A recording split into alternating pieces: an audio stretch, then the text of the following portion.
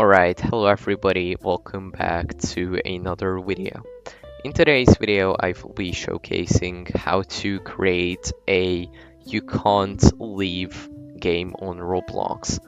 As you can see, I'm on my dad's laptop, so it's gonna be a bit slow, definitely.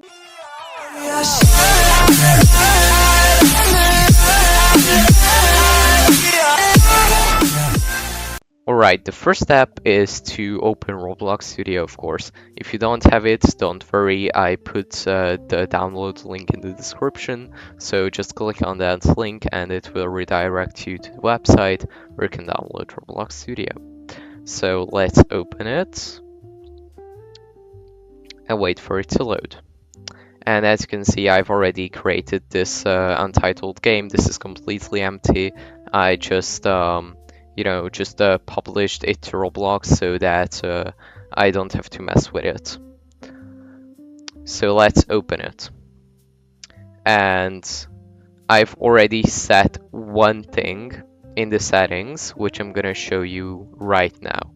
So first thing you want to do is click on Save to Roblox As and Save to Project, and then you can click on Publish to Roblox. Once you're done with that, go to Game Settings, and then go to Security, I believe, yes, and click on this Toggle Allow Third-Party Teleports.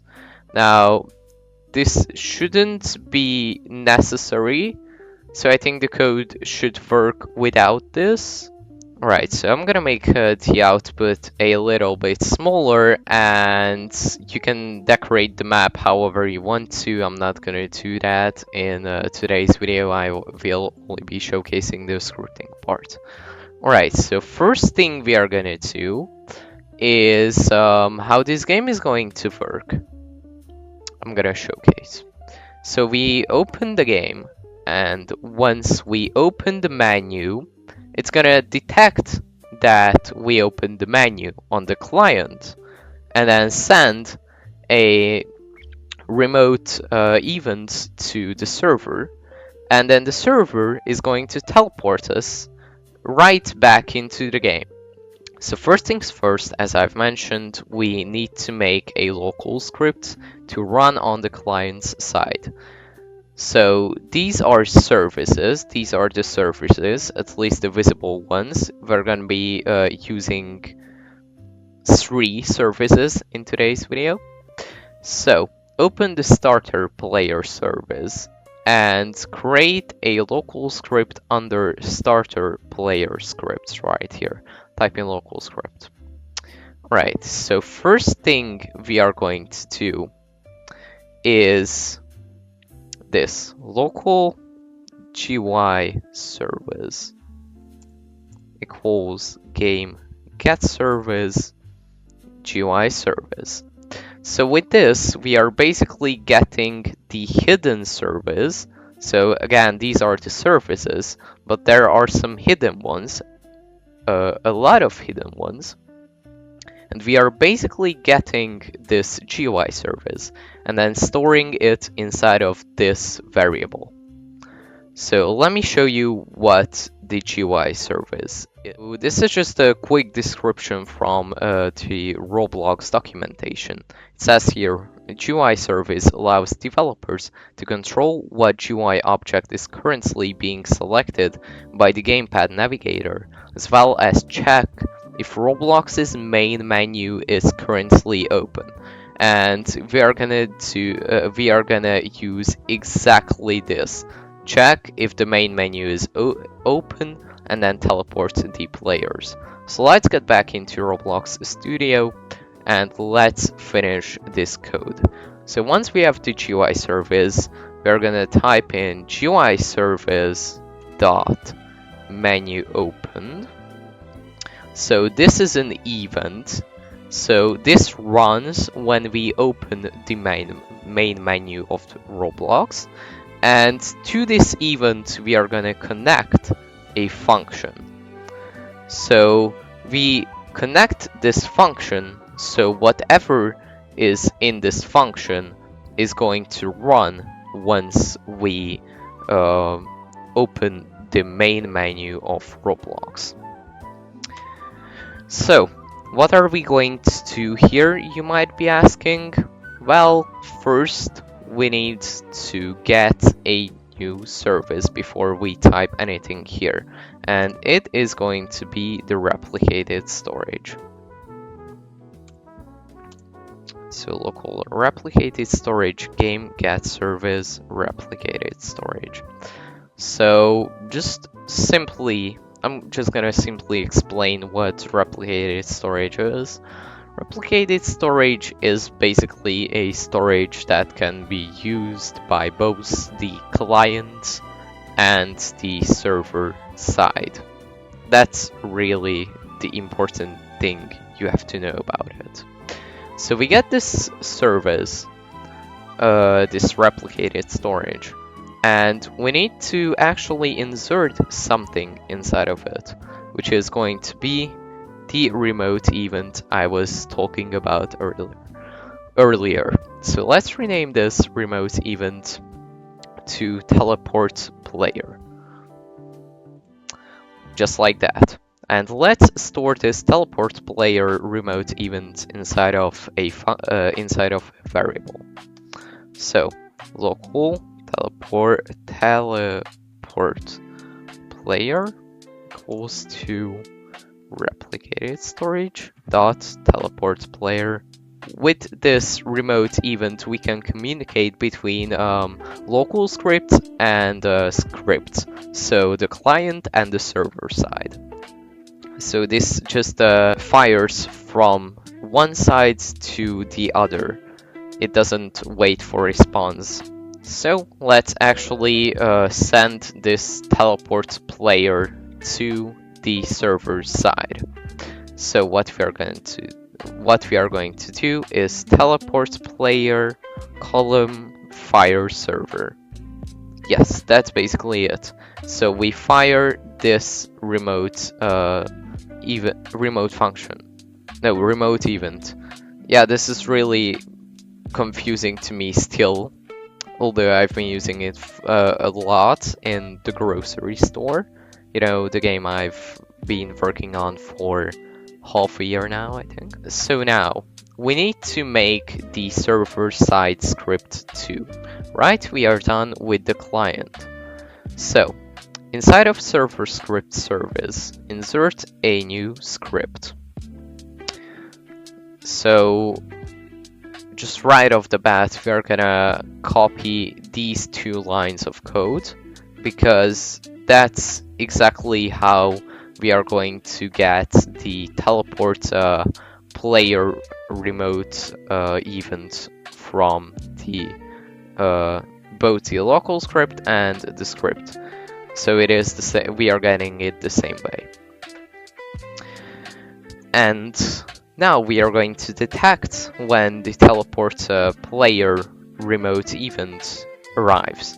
So type in teleport player dot on server event. So this is again an event, just like GUI service dot menu opened. So we are gonna connect a function to it, just like that. And now what we are going to do is use a new service, which is called the teleport service. So local teleport service, and we are going to get it the same way that we got the replicated storage. As you can see, the AI code assistant already helps me, and it is actually useful this time. So game get service, teleport service, no thank you. Alright, so let me just quote from the Roblox documentation what this teleport service is. So it says here, teleport service is responsible for transporting players between different places and servers. Yes, it is that simple. It is literally in its name, just to teleport players. So what we are going to do now is teleport service dot, no, sorry, column, teleport async. And now let me explain something. You could also do teleport service column teleport, and although this is not deprecated on the Roblox documentation, they recommend us to use teleport async. Let me show you.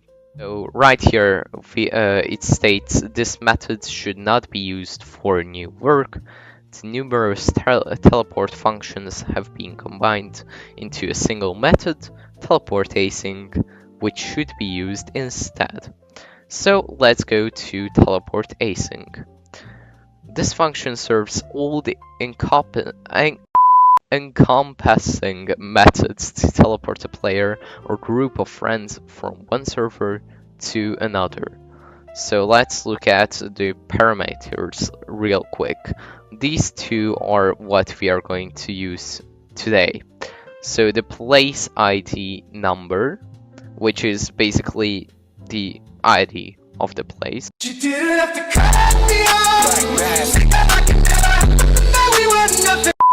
I can't explain it better. And then an array of the players to teleport. Yes, it is very important to put an array there because I put the player instance in there and it gave me an error. So I'm gonna show you how you can do this. Alright, so let's come back here into the browser and let's copy the place ID. So go to my dashboard and then here's the game, and then we go to places, untitled place, and then copy this number right there. Alright, so teleport async. First, we paste in the ID. As you can see, it states here to place ID number. And then we need a player's instance, which is a table, I believe. So we need to make a table and then write player here, but we forgot to do something. We forgot to write player here, because when we fire from the client's side to the server's side, it actually passes the value player. So let's write player here. So that's basically it. That's the basics of the game. So now if we open the menu of the game, we should be teleported right back into this place. So let's save this and publish it to Roblox. Now that we've published it to Roblox, we can close Roblox Studio. And here's the game on the Roblox site. So let's open it and test it out. Yes, open Roblox game client. Alright, we are in the game, so let's test it out. I press the escape button to open the main menu. And it teleports us, but we got disconnected.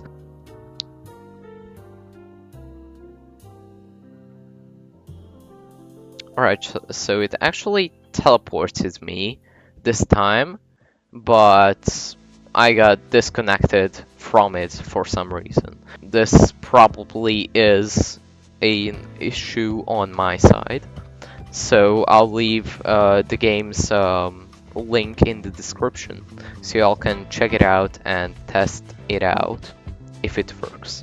So that's it for today's video. Thank you all for watching this very long video. I expected it to be much shorter.